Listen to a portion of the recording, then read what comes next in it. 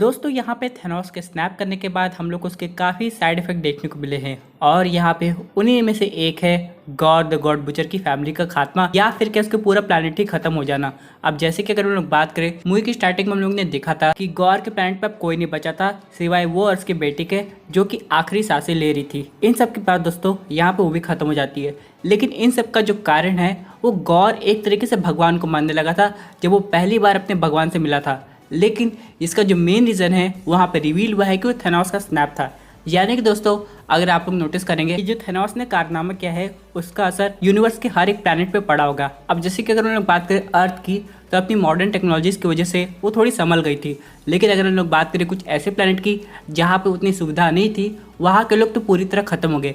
यानी कि भले 50% जो रिसोर्सेज है वो गायब कर दी गई, लेकिन वो प्लैनेट इतना भी कैपेबल नहीं था कि बची हुई आधी चीज़ों से अपना काम चला के वापस से प्लैनेट को ठीक कर सके। और वही कुछ ऐसा देखने को मिला गॉर के केस में। हालांकि यहाँ पे कहा जा रहा है कि एक सीन ऐसा रखा भी गया था जब यहाँ पे थेनोस स्नैप कर रहा था, उसके प्लैनेट पे क्या हो रहा था। यानी कि दोस्तों इसके पहले का सीन, अब जैसे कि आप लोग को याद होगा एवेंजर्स इन्फिनिटी वॉर में थेनोस ने रियलिटी स्टोन यूज़ करके अपने टाइटन ग्रह को दिखाया था, जहाँ पे वो काफ़ी सुंदर था और बाद में उसका क्या हुआ। लेकिन यहाँ पे बिना रियलिटी स्टोन मतलब कि एक पास तरीके से गॉर का प्लैनेट भी दिखाया जा रहा था, जो कि काफ़ी खुशहाल था और यहाँ पे गॉर और उसके बाकी लोग काफ़ी मज़े से रह रहे थे।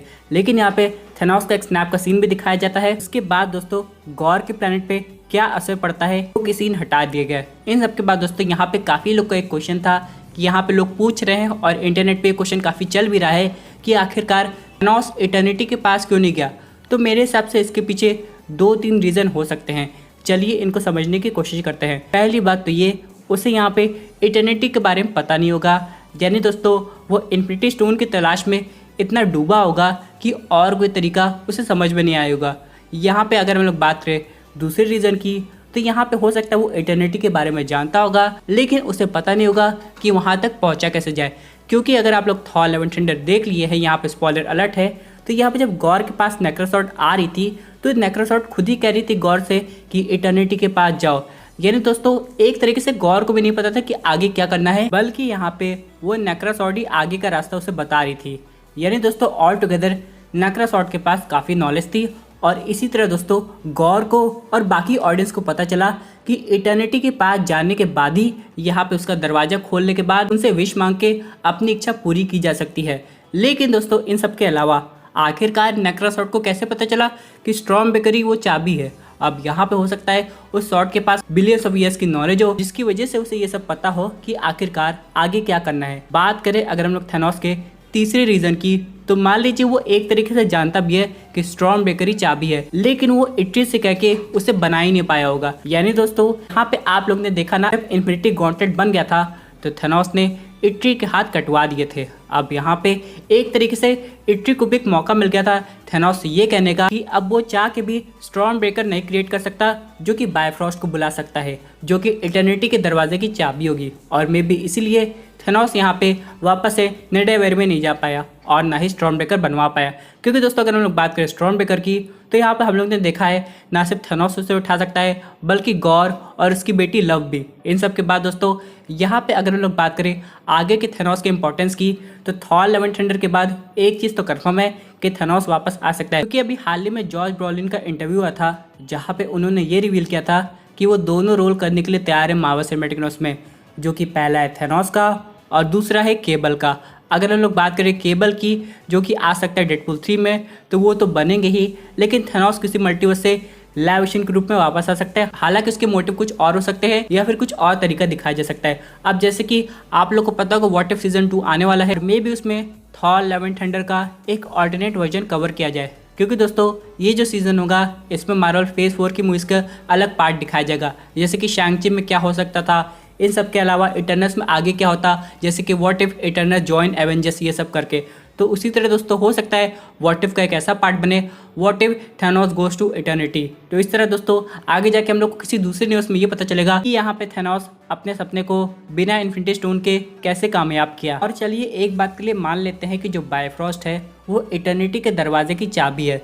यानी दोस्तों ओडिन चाहें तो आराम से जा सकते थे हेमडाल की वजह से, लेकिन यहाँ पे दोस्तों अगर थेनोस इस बात को जानता है तो वो ओडिन से इतना डरता था कि वो एसगार्ड जाने की हिम्मत नहीं किया और इसलिए वो दोस्तों इटर्निटी का दरवाज़ा नहीं खोल पाया। हालांकि अगर हम लोग बात करें, थेनोस तब तक रुका रहा जब तक ओडिन खत्म नहीं हो गए और बाद में अपनी इन्फिनिटी स्टोन की जर्नी को शुरू किया।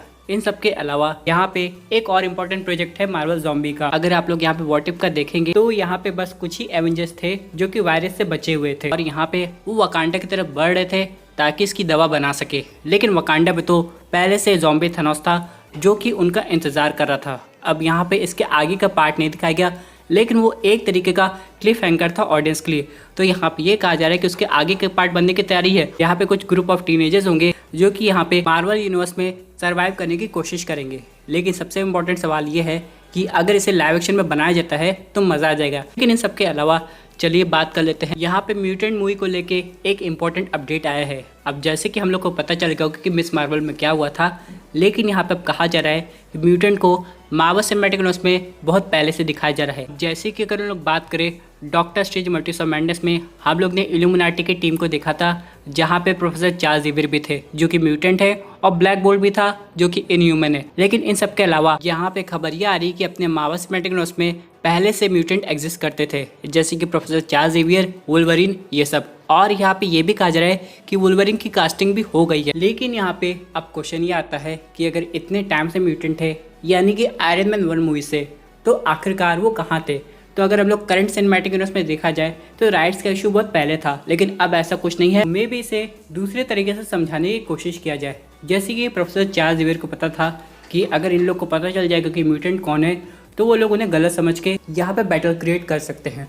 तो इसलिए प्रोफेसर चार्ल्स ज़ेवियर ने ह्यूमंस के दिमाग से म्यूटेंट का नाम और निशानी हटा दिया है। अब ये हो सकता है डॉक्टर स्ट्रेंज एक ऐसे एवेंजर होंगे जिन्हें पता होगा कि म्यूटेंट अपने यूनिवर्स में भी एग्जिस्ट कर सकते हैं, लेकिन अभी तो वो क्लिया के साथ किसी और डायमेंशन में चले गए हैं क्योंकि उन्होंने प्रोफेसर चार्ल्स ज़ेवियर को देख लिया है। और यहाँ पे हो सकता है उनके माइंड में चल रहा होगा कि आखिरकार अपने यूनिवर्स के जो म्यूटेंट है वो कहाँ है, और यहाँ तक इनह्यूमन भी। हालांकि यहाँ पे चार्ल्स ज़ेवियर और बाकी म्यूटेंट की रिकास्टिंग की जा सकती है, उनकी शक्ल थोड़ी अलग हो सकती है, जैसे कि स्पाइडरमैन के केस में हुआ था, जो कि अलग यूनिवर्स में हम लोग को अलग तरीके से देखने को मिलते हैं।